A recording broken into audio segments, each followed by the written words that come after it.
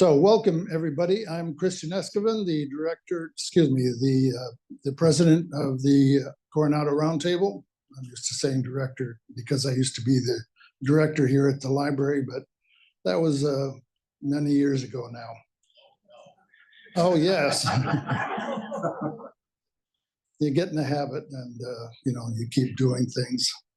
But welcome, everybody. We have a great program this morning on this sunny Coronado morning.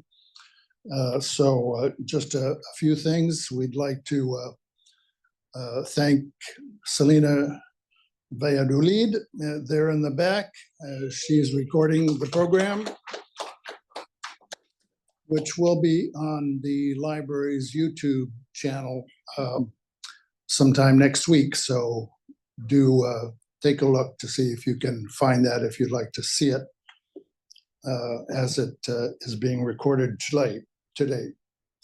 For those of you viewing at home, please mute your computer or device and also turn off your camera.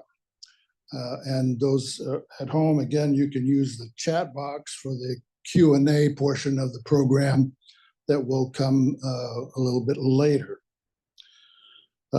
If you have a mobile phone, please silence it for the duration of the program.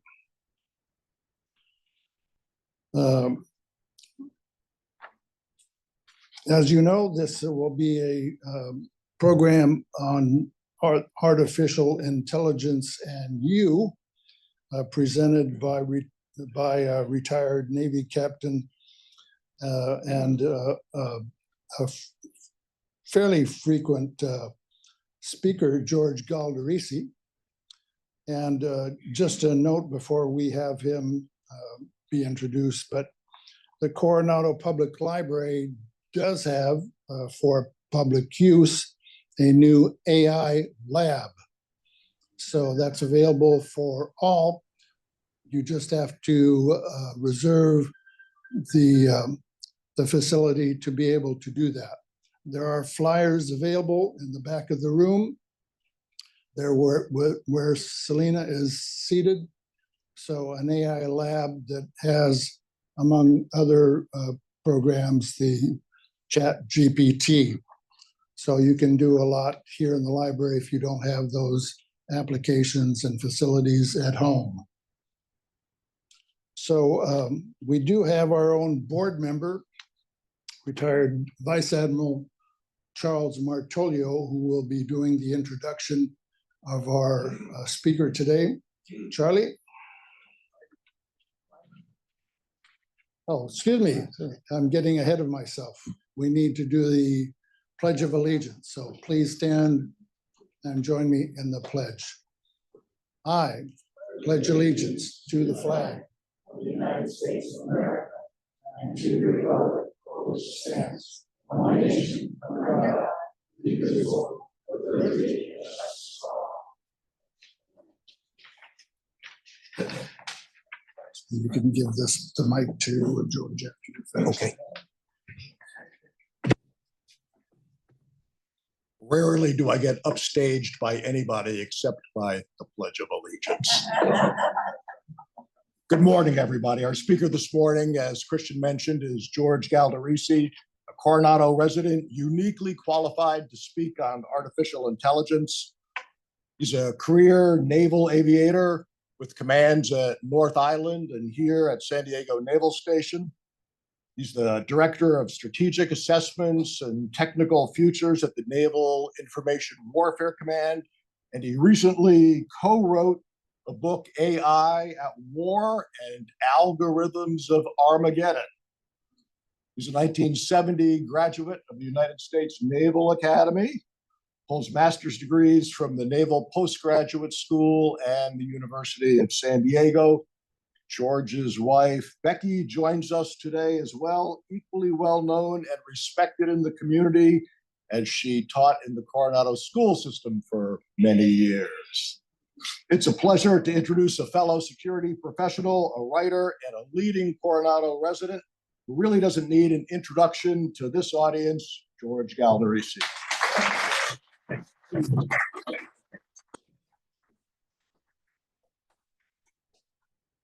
Charlie, thanks for that far too kind introduction. I work at Naval Information Warfare Center Pacific.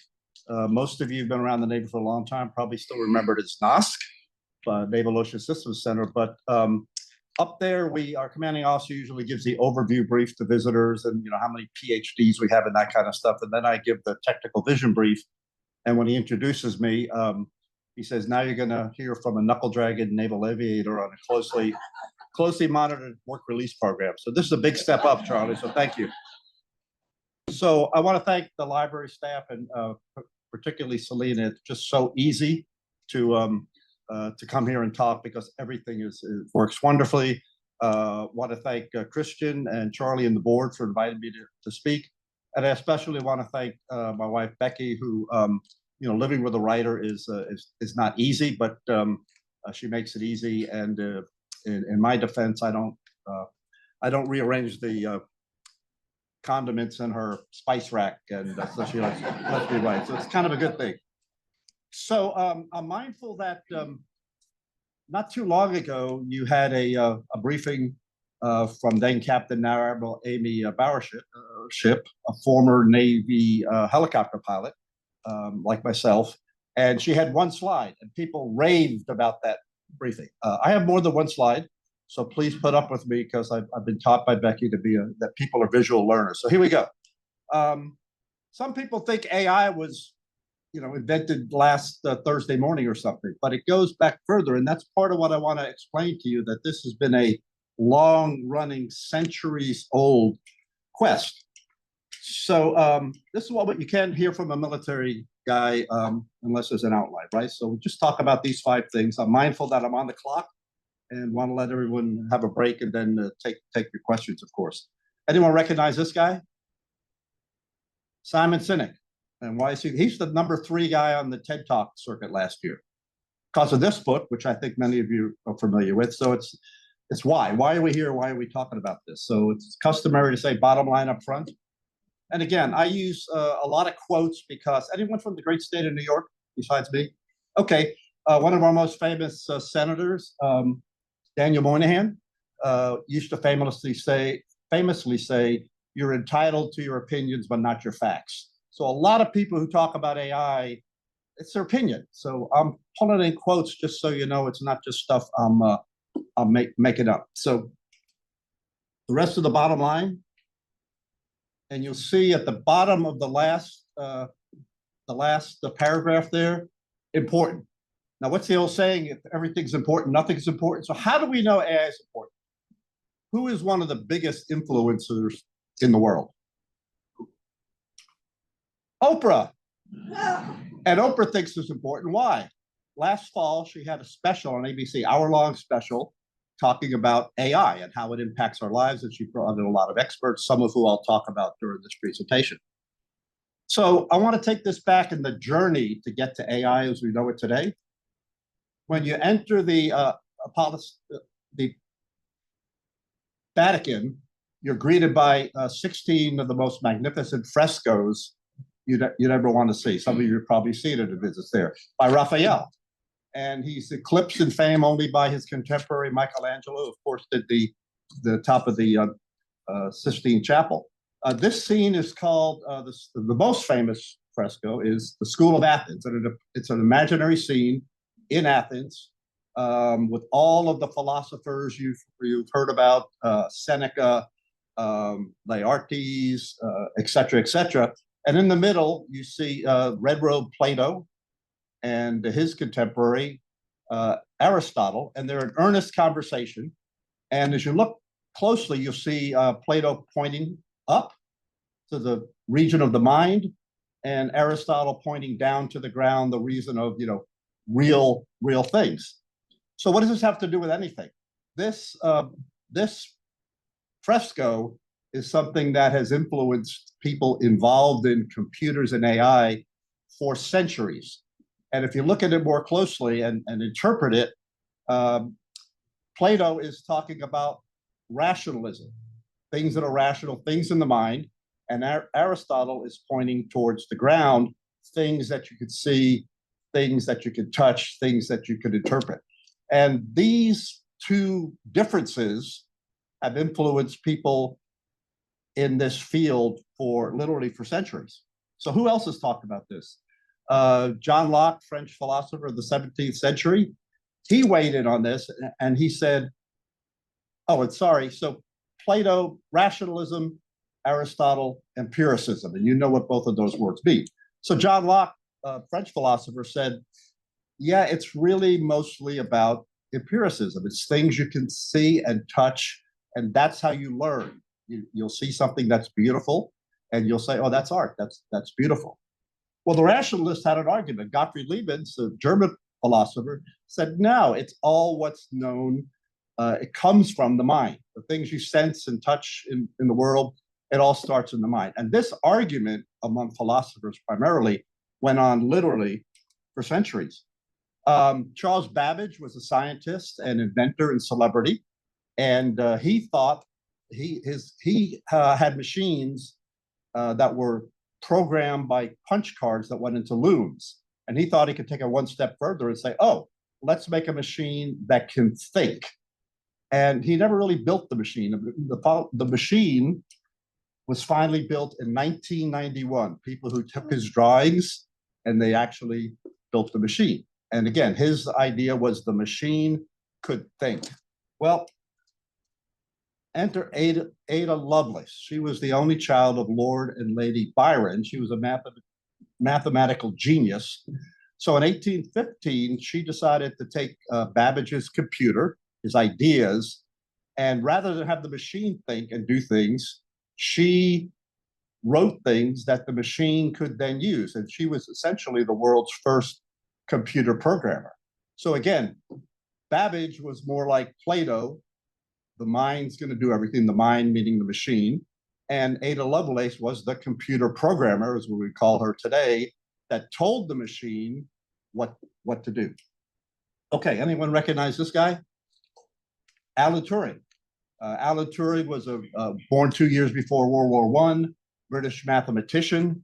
And he, in 1936, he invented something called the Turing machine. And we'll show you a picture of that in a minute. But probably more famously, he came up with the machine called Ultra that broke the German code and allowed us to find German submarines more easily. So this is the Turing machine, but that didn't make him famous. What made him famous is in 1950, he asked the unheard of question, can computers think? And that came to be known as the Turing test. The idea was if a computer can trick you into thinking it's a human, then it has passed the Turing test. And if it can't, you know it's a machine. So that happened in Britain. The next advance was on the other side of the Atlantic at Dartmouth College, where a professor named John McCarthy in 1955 gathered a number of like-minded colleagues, and they wanted to study what Turing had teed up and let's see if they could take the discipline further. And so they came up with something they called artificial intelligence. And what it meant to them was the science and engineering of letting machines think.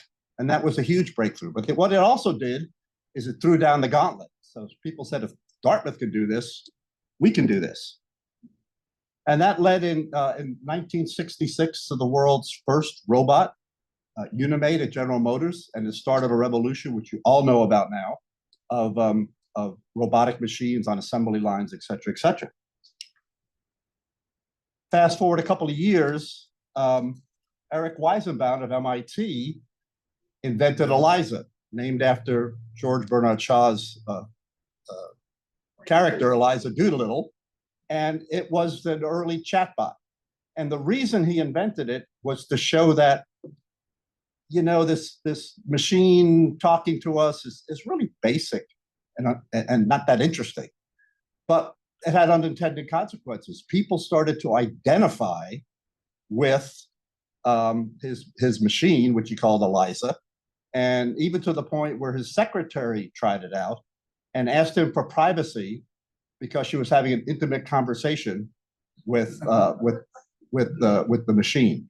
So again, these were the kind of advances that were happening along the way, where people were trying to create real things that we're so accustomed to today.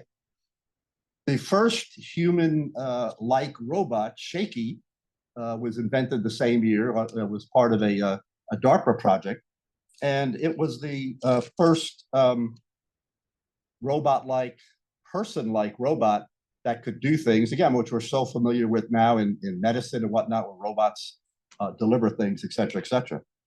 So all that was going great until what we now call the AI winter. So AI was advancing so quickly, and there was tremendous hype and investment. And like anything else, people overpromised and underdelivered. And so AI development didn't just slow down, it crashed. It crashed dramatically. And for almost 3 decades, people invested nothing in AI. Finally, that started to change. We kind of came out of those doldrums as people learned that don't promise people the world, just do something useful. And this is what I think most lay people know about AI. Something happens like Deep Blue, and it's on the news, and wow, that's amazing. And a bunch of young guys sitting on their sofas invented this, and it beat the chess champion, and then you just forget about it. And then later, you all know about AlphaGo from Google's DeepMind and what it did and what it accomplished. And then a few years later, not as well known, is Lebradas from Carnegie Mellon. You remember what it did? It won Texas no hold'em poker. And I don't know if anyone plays that game, but it makes AlphaGo look like checkers. And again, AI does these amazing things, and then people forget about it. So what do most people consign AI to? It's magic. Bunch of dudes, and they're usually dudes, right? Invent this thing. It gets a lot of fame, and then people forget about it. So what I wanted to share with you now is that AI is more ubiquitous than we think. It's remember the song "Love Is All Around Us." It's there in our daily lives. I just want to show you. I could show you 50 examples, but just a few to get your interest. But first, AI has become the common term to group these 3 things, and they're very linear. And you can't get to number 3 unless you have number 1. So big data is curating massive amounts of data. You've seen in the news, of course, that tech companies are building these huge data centers just to be able to have AI go to the next level. And then what artificial intelligence is the ability of a computer system to perform tasks that you could do, but it would take you much longer and maybe not as accurate. And then machine learning is the next step, where you let the machine gather its own data and make changes in what it does and what it provides. So this was a quote of conference I attended not too long ago, but our intelligence is kind of leveled off a little bit. So we want AI to help bridge the gap and fill in the white space that we don't know how to do. And then again, we are AI systems have almost human-like understanding, and there are some people, we talk about that in the Q&A, think that AI will sometimes surpass the human brain.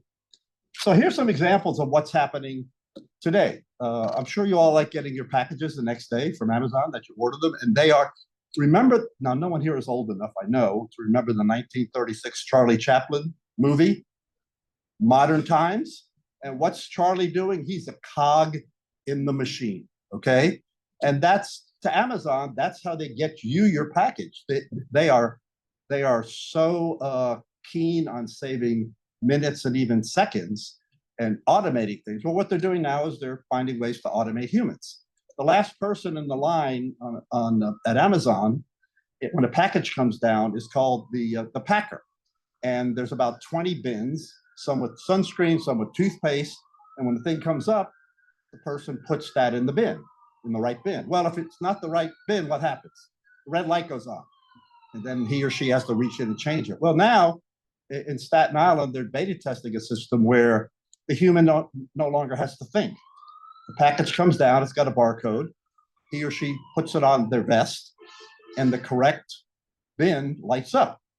So all they're doing now is they're not thinking anymore. They're cogs in the machine, and they're basically playing whack-a-mole to put things in the right place.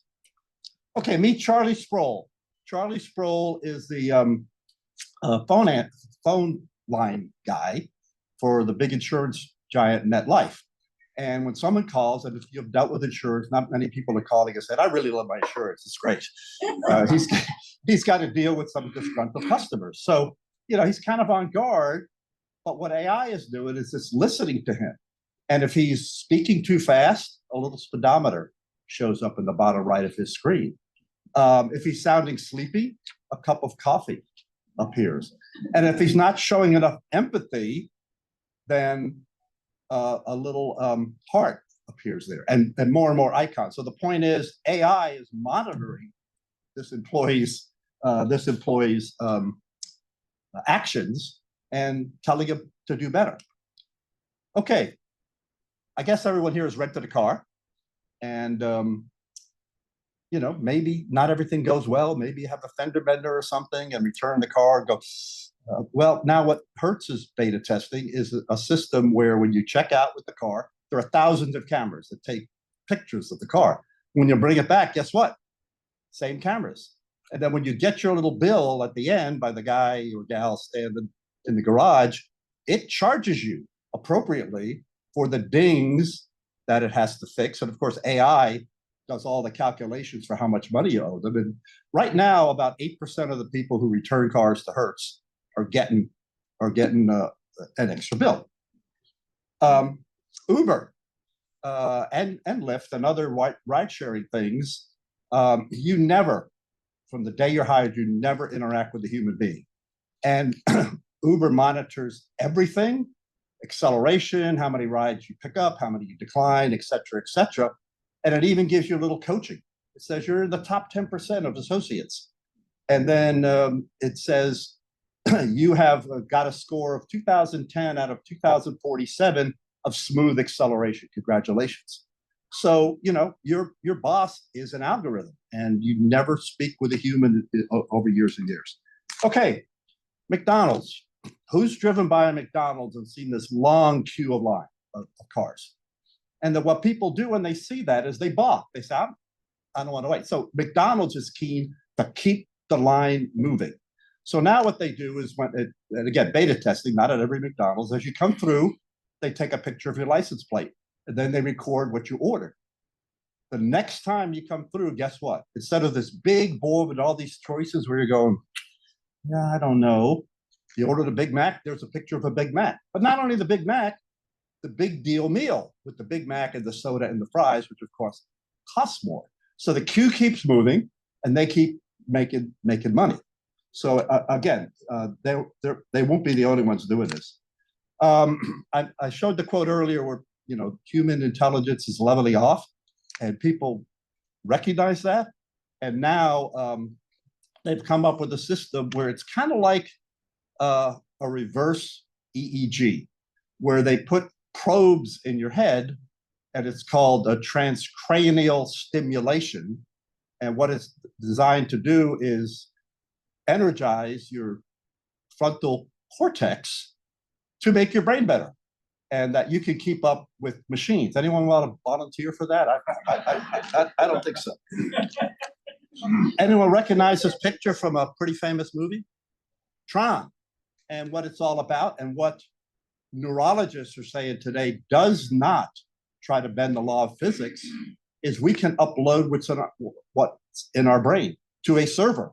And now this becomes all the knowledge, everyone did it, in humankind, that can then be downloaded to anyone who wants it. So think about that. Rather than reading, Tolstoy, you can have it uploaded and get someone can upload it and give you the Cliff Note version. So kind of creepy, actually.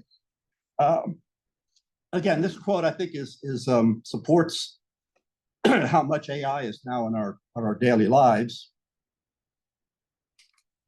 But perhaps a little unsettling is what the big tech companies, and I'm not bashing big tech. Our son and his wife both work for Salesforce, so he's, as they say, he's a tech bro.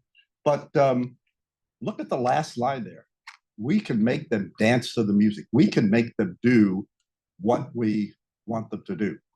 Kind of creepy, actually.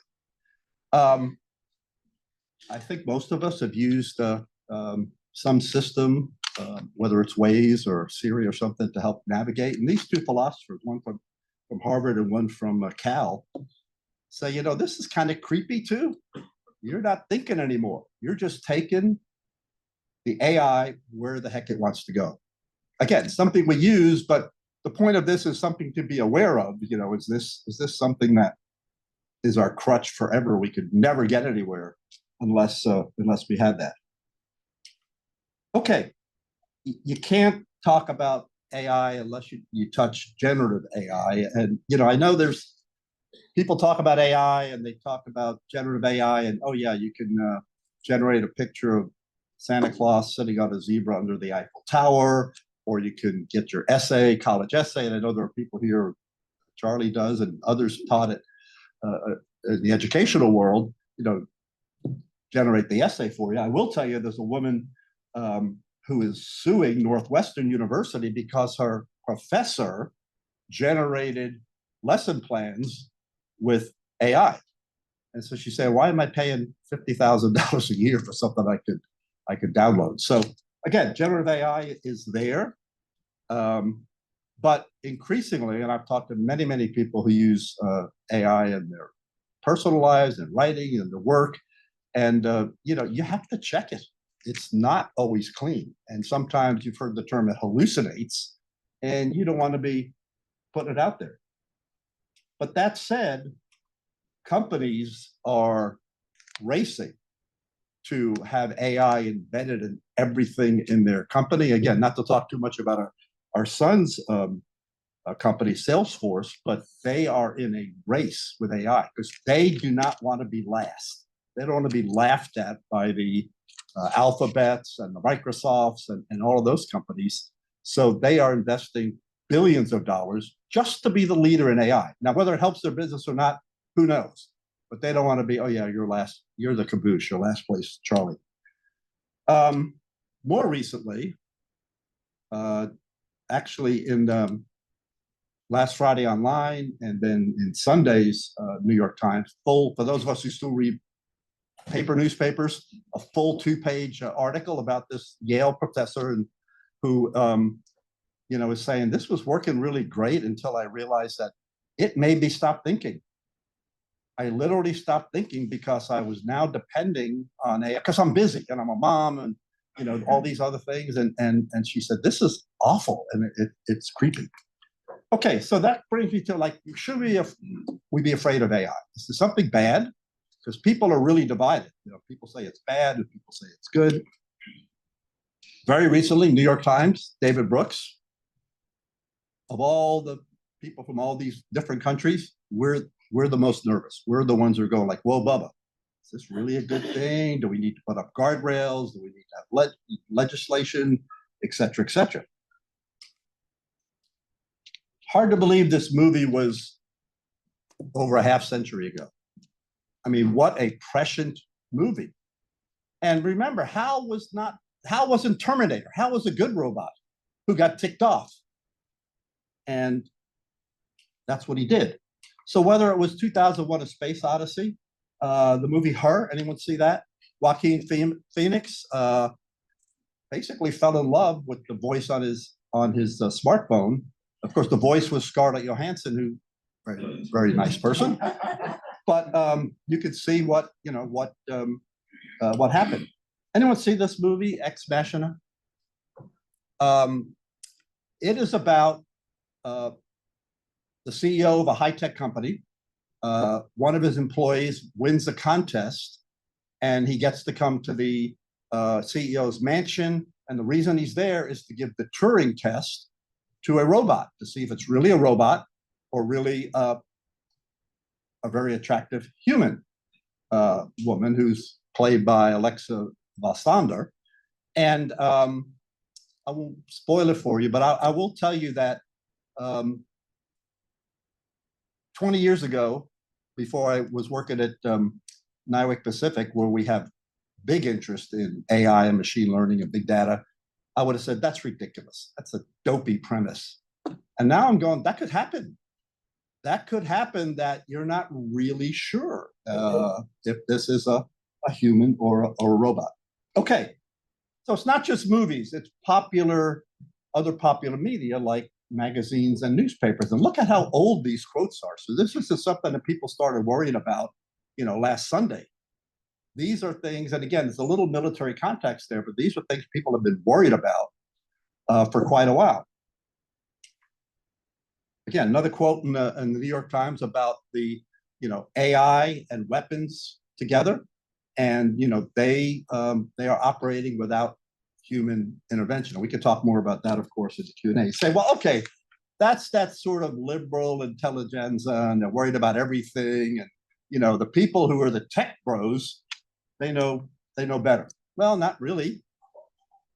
So whether you're talking about Stephen Hawking or Elon Musk or Steve Wozniak, that they are sending out alarms. And again, you look at this quote, it's 10 years old, but more recently, our friend Elon Musk, that's why we have to move to Mars, right? Because we're going to get wiped out on Earth. And Sam Altman, ChatGPT, this is what he says. And then not too many of you know about Jeffrey Hill, but he really is called the father of AI. And then in the political realm, there is a great energy behind regulating AI and putting up guardrails. So these are some of the more recent things where people are saying, whoa, Bubba, maybe not so fast. So you talk about humans, you talk about machines, and so the question becomes, the natural question is, well, what's more important, what humans are doing or what the machines are doing? So, and how do you measure it? How do you know? So what we call that now, particularly in the S&T realm, is human-machine teaming. Human brain on the left, the machine on the right. But this goes back as far as 1950.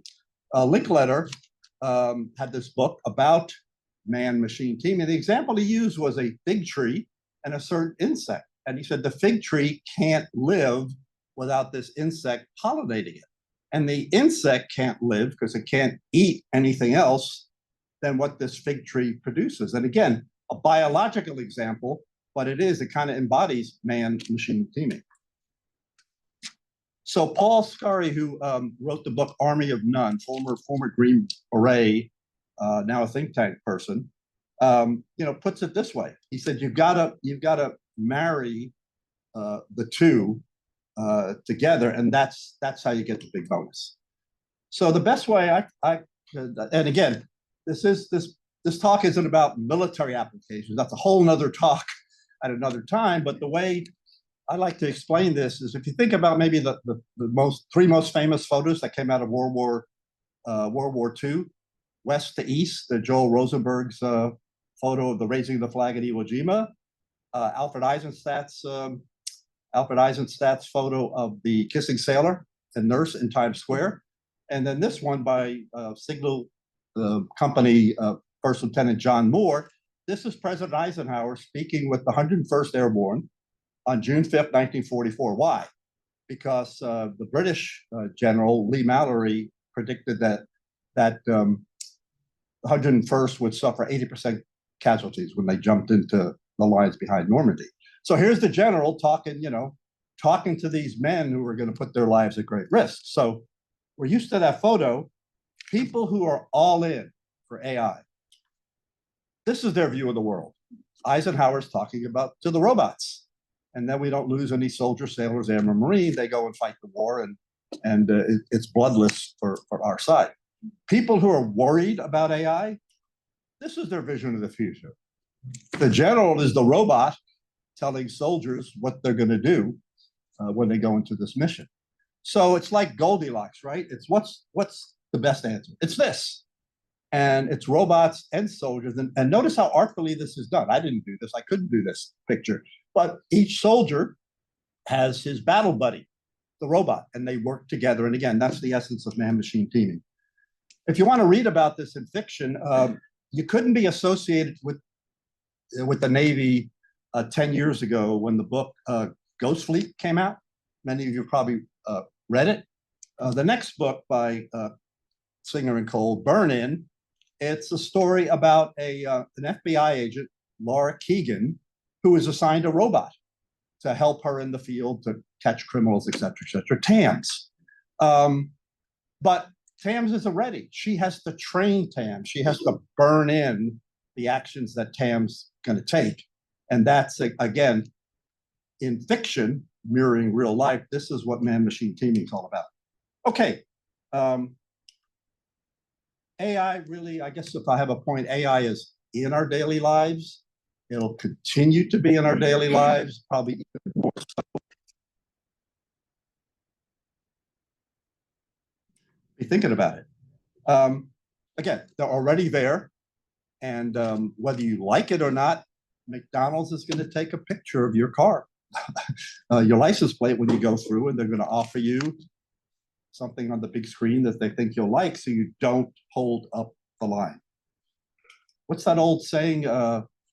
Why isn't this line moving? If because it's a line, if it was moving, it'd be a parade, right?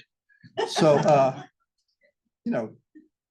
keep abreast of these developments. I mean, you can't pick up a newspaper or look at news reports online without a reading about AI. Just this week in the New York Times, and this is not a political statement, there's one party in the United States that's very interested in putting guardrails on AI and making it more wide open, and you can do pretty much whatever you want. And another party says, well, let's slow this down. We need guardrails. We need legislation. There's too many dangers here to keep going.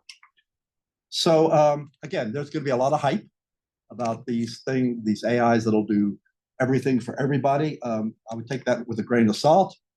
And again, AI is not a condiment. You don't say, oh, this thing is going good. We'll sprinkle some AI on it. It'll be lots better. No, it's something that needs to be thought about and then embedded. And for business folks, the advice is to start small, to start, with something that's you can accomplish before saying, or we're going to spend billions on AI to make it much better.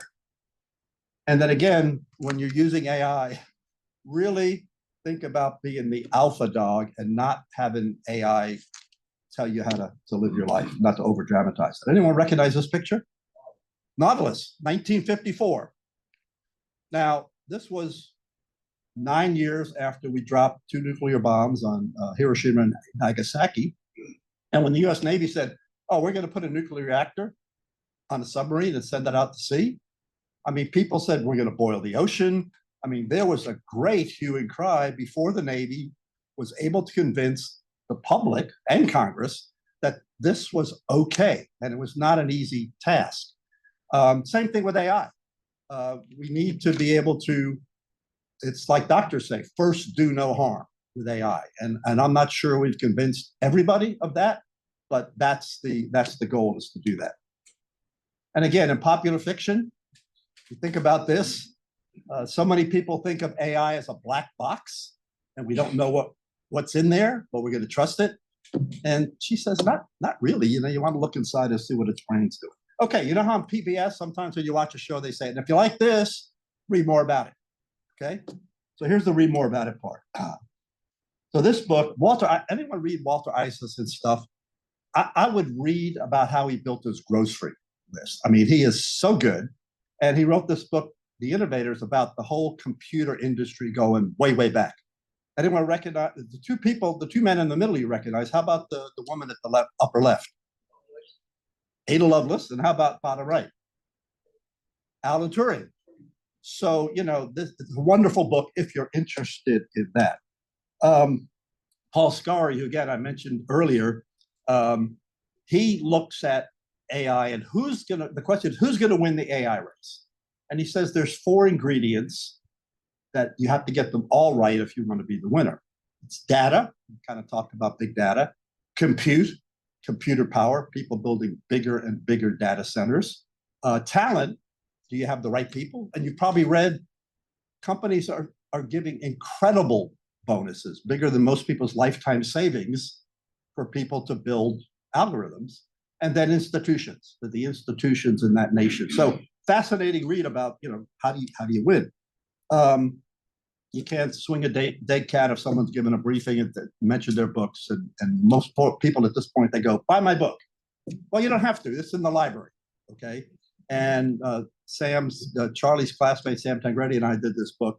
And it's an anthology. It's many authors, people you probably have heard of. The Honorable Bob Work, who was Deputy Secretary of Defense, Admiral Jim Stavridis, Admiral Mike Rogers of NSA, Admiral Scott Swift, et cetera, offering their opinions of how AI will impact warfare in the future.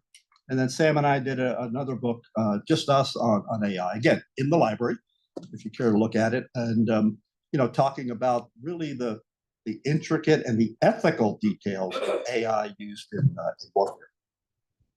Okay, people always ask, oh, what are you writing? What are you doing? And these are 3 novels, also in the library, that talk about technology in warfare. And it's just my opinion, as most fiction is, of, okay, how's technology going to impact these things that were happening today? And the last one, Fire and Ice, is about a very bad country, Russia, invading a Eastern European neighbor, and how technology is, impacting all that. So anyway, if you're looking for a bedtime read, okay. I love writing, and for those of you who are emerging or otherwise involved in writing, this is my website. Just put my name in Google, it'll pop it out. And up here where it says blog, you do a pull down, and there's something called writing tips. So I just offer that, just kind of paying it forward to say, hey, I read something interesting about writing, and I go, God, this is great. Well, I need to share this. There's a need to share. So that's where we find all that stuff. Okay, everyone recognizes this photo. So those of us who's former military. Okay, whether you realize it or not, you were influenced by a multi-billion-dollar enterprise called the Army, Navy, Air Force, Marine Corps recruiting. And that's how we all came to be in the military. I'm now a government employee, civil servant. Guess what our recruiting budget is? 0. So if you came up to me and said, gee, I'd like to work at Nightwing Pacific, what do I do? Well, put your resume on the OPM website. Well, that's uplifting, isn't it? So we know we are so overpopulated by baby boomers like me that we are worried about where's the next generation of Navy scientists and engineers going to come from. So thankfully, the Office of Naval Research, and this is a special, bonus for you all. I don't put it on a billboard or anything. It's how do you help people who might be interested in being a scientist or an engineer working for the Navy? So you go on the Office of Naval Research website, and there it is. And we have, under education and outreach, we have 2 programs. One is called CAP for high school students, and you see there what the money is that they get for being selected for this. And then NRIP for college students, either bachelor's level or master's or even PhDs, where we pay them that much if they win a scholarship. So if you win a scholarship, what happens? You get that money. And then to pay that back, you work at a Navy laboratory in the summer, usually one close to your house, but doesn't have to be. And what we hope will happen is they'll go like, wow, this is really cool stuff. I love doing this. How do I apply? And then they graduate or they finish their degree, and then they come back. And guess what? Having been there, they have a really, really good pole position, right? People know them, they like them, and they shepherd their application through a little more quickly. And we have hired at the lab, well, this summer we have about 150 total interns. And I would bet, based on past experience, we'll hire 30 or 40 of those, once they come back. Some of them, get there and they say, I don't like this, I wouldn't want to do this. Thanks for the money. But again, this is our seed corn. So anyway, y'all just go on the Office of Naval Research and find that. And I think that's it for now. So Christian, we take a break and then Q&A. Yeah, we'll probably have lots of questions. So if any of you would like to use the restrooms or get another cup of coffee, feel free to get up and do that. But otherwise, I think we can get into the Q&A portion now. That's all right with you, Sure. George? Totally, yeah. You've got a bottle of water. Oh, thank you.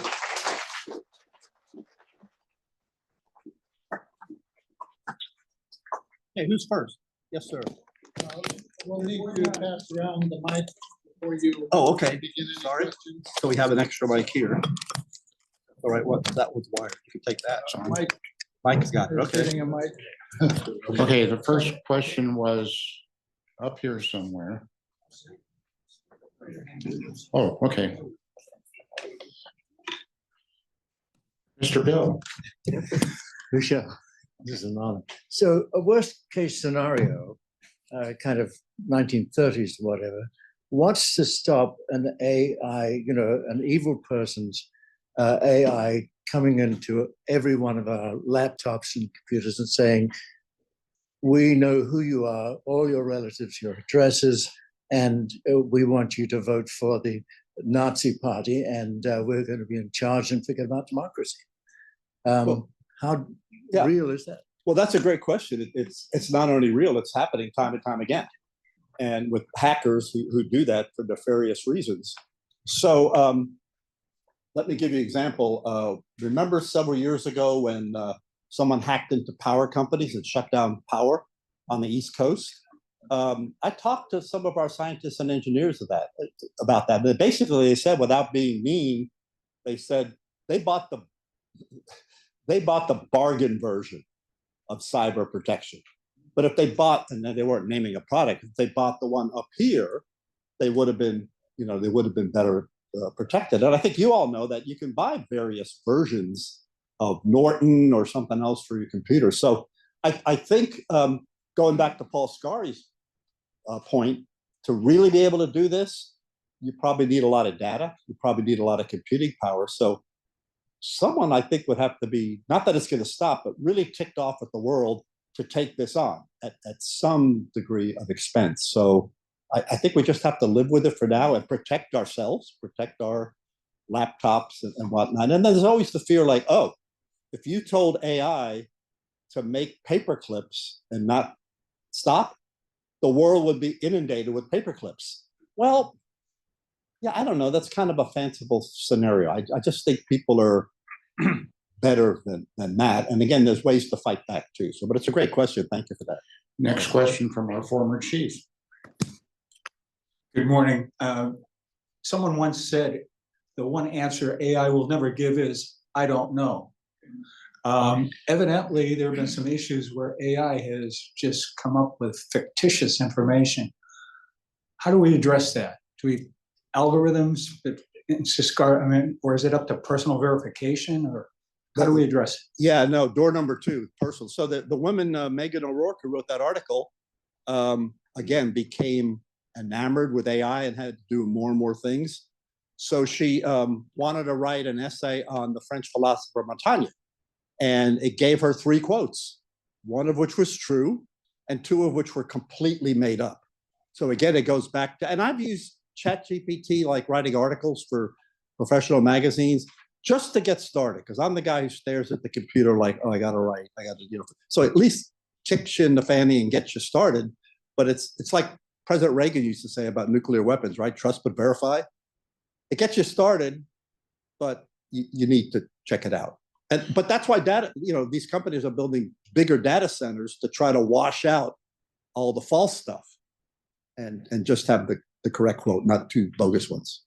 Thank you for that question. Yes, sir. Next question is from our speaker for next month, Dr. Phillips. Thank you. I applaud your comments, and I hope people will get online and watch this talk because there's so much confusion. Would you comment on my comment? Based somewhat on personal experience, one of the biggest dangers of AI is the premature release of the technology for whatever reasons, bottom line, and the overpromise of what it can do. And I think we have to be aware of that. No, I agree with you. I'll give you an example. I had lunch with a writing friend yesterday, and very organized and diligent guy. He's writing his first novel. He's written 20,000 words, and he's purchased this program called AutoCrit. Has anyone heard of that? So I think he paid $600 for it. It's a program where you say what writer you want to mimic, like, is it Tom Clancy? Is it Michael Connolly, depending on what you're writing. And then what it does is it tells you how close to what that writer does. For instance, he showed me, okay, he wanted to write like Tom Clancy. Tom Clancy's average words in a sentence were 13.7. His were 12.1. So he's doing pretty good. And it gives, unbelievable statistics. So yeah, it's in our daily lives, but still at the end of the day, it's his book. It's not Tom Clancy's book. So yeah, I agree. It's, again, trust but verify. So it's a good question. Thank you for raising it. Next question, Kathy Parrish. This is probably pretty elementary, but I'll do the question first. What did I do wrong? I had made an order of a number of items, went through, I even got a confirmation, went downstairs, made some coffee, thought of something else I wanted to order. Nobody was at my computer. I went upstairs, signed on again. They had no idea who I was, never heard of me. No, hello, Kathleen, welcome, Kathleen. What did I do wrong? Well, I mean, I don't know what you did wrong. You may have done nothing wrong. Maybe it timed out. And I'll be honest with you. I'll have trouble ordering something on Amazon, whatever, and discover later that it was still in the what do they call it? The cart. It was still in the cart. So, but you're doing something. You don't want to make a life out of it. You want to do it quickly. So, I'll just speak for myself. I do things wrong, but there always seems to be recovery. I mean, they want your money, right? So they want you to try again to order it. Okay, next question. Next question from Scott. Hi. You had a quote that mentioned the lady who said, I stopped using AI because it caused me no longer to think. Same type of results that we're hearing about college students, where if they're using AI, they're not actually, they're more regurgitating and letting that go, and it just heads out of their brain. How do we use AI without that downside? Well, it's like the last line I put up on one of my last slides. It's who's the alpha dog? In other words, you could go through 4 years of college and pay what now, $50K a year, and use AI for everything. And then you go out and you audition with a company and they go, you're an idiot. You know nothing. So yeah, I think there's a real danger there. I think, we're all pressed for time and you want to get an A, not a B, and all that kind of stuff. So you let ChatGPT do it. But, academia is fighting this now, and they're coming up with algorithms and buying software that can ferret out whether it was written by the student or AI. But I think it's going to dramatically change education, where you're going to come to class and write your essay on a school provided computer that isn't connected to the internet. And so it has to be you, because they don't want to turn out graduates who are unemployed. Why?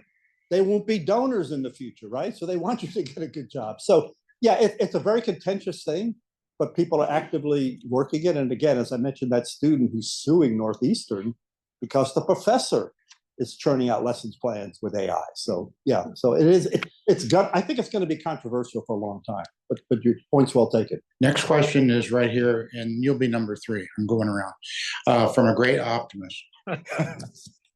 Are the Army and Navy war colleges using AI to come up with war plan orange? I don't know the answer to that, but Charlie's classmate and my co-author, Sam Tangretti, teaches there. So I'll ask Sam and somehow get back to you. I do know the Naval Academy is teaching AI to the undergraduates there. And I do know retired Colonel Randy Pugh, who runs the Naval Postgraduate School Warfare Studies Institute, has twice a year has AI boot camps for military, civilians, and the public to attend to learn about AI, and then have speakers come in. So Naval Postgraduate School gets, I don't know about the war colleges, but I would be surprised if they're not, because war plans are these massive things. So it's like, get me started, and again, it's just going through masses of data that that humans don't have time to do. So good question, though. Thank you. Next question. Thank you. Thank you so much. That was an awesome presentation. Thank you. So people who are coming out of college now or who are already in the workforce and are being replaced, what kinds of skills would you recommend that they obtain in order to stay relevant? No, that's a good question, and I didn't. It's green. Can you hear me okay? That's the huge question. So AI is going to take our jobs. Most companies will tell you that's not the intent, but what the jobs that are most in jeopardy are the entry level, the basic entry level. So if you're getting a degree in computer science, probably not so important anymore because the AI is going to build those algorithms. And then, so, you know, I wish I had an informed answer to your question, like what should you major in to be employable, but probably not something like computer science or really basic, particularly in the law, where they have new employees, going through this massive amount of data. Anyone watch the show Goliath with Billy Bob? Okay, so he's in a court case with this huge corporation, and they're in the discovery thing. So what does the defense have to do? They have to give the prosecution or the competitors their data. Truckloads of data in boxes are coming from. Why? They want to bury them in data. Now, 10 years from now, those boxes probably won't be around. It'll all be digitized and say, send me the discovery, and it comes on a computer. So yeah, I'd say someone who majored in math, I'd say the humanities and how to deal with people, how to, interface with customers is probably something I would value if I were running the company. But thanks for the question. Yes, Next ma'am. question. Yes, I'm Karen Korchak. Thank you very much for today's presentation. And I just wanted to talk about something that I found quite interesting. My husband and I had heard from a friend who lives in Nevada that in order for her to renew her driver's license, and she's 70, that she would have to have a doctor's slip, that she would have to have an eye examination, that she would have to take a test to see if she could drive, and that you had to renew every year if you are over 80. And I'm like, oh my God. So I went on AI, that's where it said all of this stuff. Then we went back to check something else on the same program, and it came up, your last question was answered and it was fake. It was fake information that GTP sent to me. So, I mean, that was astonishing in a matter of a 5-minute period. No, that actually is kind of creepy that's the way it went. But again, I think it's a symptom of our times where you don't interface with a human. You put everything in the computer. I'll give you a small example. Our youngest grandson's birthday's today. So he wanted a cake from Moo Time. So I went into Moo Time a couple of days ago to order a cake. Guess what? We don't take in-person orders. Oh. You have to order it online. So it's like, okay, so much for finding a parking place and all that. But yeah, it's and that was my point is, realize AI is all around us and just, you have to adapt to live with it because it is the sign of the times. But the driver's license thing sounds really weird. Yeah. Okay, next question. Hello, sir. Thanks for your time today. For those who are fortunate enough to pursue a career in research, I've appreciated your previous comment about humanities. What advice would you give to those of the Gen Z, Gen Alpha generations that are looking into being researchers as far as traditional academic subject areas to pursue? You have some fields like STEM that are a lot more data-centric. You have other fields like the humanities, which are more subjective. With AI being a factor now and perhaps offloading some of those more data-centric tasks, what advice would you give to someone picking a subject matter? Yeah, there's a book I read some time ago talking about we're no longer in the information age, we're in the cognitive age. And so people like me, a naval aviator who grew up with a NATOPS checklist where it's really linear and I had to engage my left brain. What this author was saying is the people who are going to win the race are the people who engage their right brain, the cognitive part of the brain, where it's the whole gestalt. You're bringing all these things together. So I would say, and again, not an informed opinion, but a multi-discipline education would probably get you to the better finish line than someone who just took aero engineering and nothing else, you know. I'll give you an example, and it probably changed dramatically and more wonderfully for Charlie's time at the Naval Academy, but in 4 years, I took 2 English courses. It's remarkable I could write anything because it was all hard science, because Cold War, Rickover's Navy, you know, all that kind of stuff, that's what you needed. Well, I think today, no one discipline is going to get you to where you want to be. So, but thanks for that question. Next question, Tom Mercer. George, really great presentation. Thank you. Are we running out of computer power?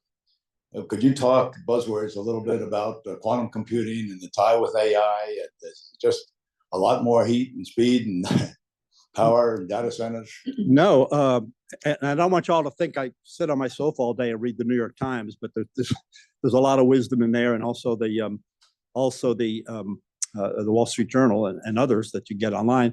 So yes, we're running out of computer power, and that's why these tech companies are investing hundreds of billions of dollars in building big data centers. I think it was Wednesday, and I honestly forget what state, but they interviewed this family. I think it was in the Midwest somewhere, where Amazon was building a data center within a quarter mile of their house. I think I see a head nod, so someone else read that. Their water stopped coming out of the tap. Their electricity stopped working. So, what the data center was doing, it was sucking up all the electricity and all the water just to keep it going. And again, I think, not to get into too much environmental and climate change and stuff like that, but we are running out of electricity. So, we're building data centers, and is there going to be enough electricity in San Diego in the summer? Or are we going to have brownouts because we're feeding a data center with all the electricity? So I don't think we've reached Armageddon yet, but it is, and it should be a huge concern. So as citizens, somebody says, "Hey, we're building a data center in San Ysidro." Well, what does that mean? What's that going to do to us as citizens? But it's a great question. Yeah, and I'll give you my professional and personal opinion. I think for me, the wonderful things that AI is doing in our lives, I think the curve's gotten asymptotic. In other words, if I can download something in 5 seconds instead of 10 seconds, is that so great? So do we really need to be building bigger and bigger and bigger data centers to feed my need for speed? So I think again, that's being knowledgeable systems about AI and asking our elected leaders, why are we doing that? Why are we building that? Why are we trying to accomplish that? So it's a good question, our brother. Thank you. Next question, Dr. Nolan. My reading suggested that a lot more energy is being used with this smaller chat GPT. And as you said, do I need it in 5 seconds as opposed to 10 seconds? My suggestion would be we teach AI to make the user do a little more work, do a little more reading. Instead of giving a little bit of information and then press another site and go to that site and go to that site, just give all that information in one drop and make the user do a little more work. Most of the energy being used is being used with this lower level stuff because everybody's using lower level stuff, when what we really want to do is save that energy for the important stuff that is higher level. Oh, no question? No, I think your point's well taken. All right. Anyone else? We have time for one more question. Uh-oh, the pressure's on. I haven't had a hard one yet, so keep them Jim, coming. Jim, do you have a question? Okay, back to our president. Thank you. Thank you very much, George Galdorisi. Excellent talk. Next month, August 25th, we will have another program. You're all welcome to come. Dr. Stephen Phillips will be talking about, and he's in the room, we'll be talking about heart disease in women and how that differs from the same in men. So please come August 25th, same place, same time on that date. Thank you all for coming today, and we look forward to seeing you again.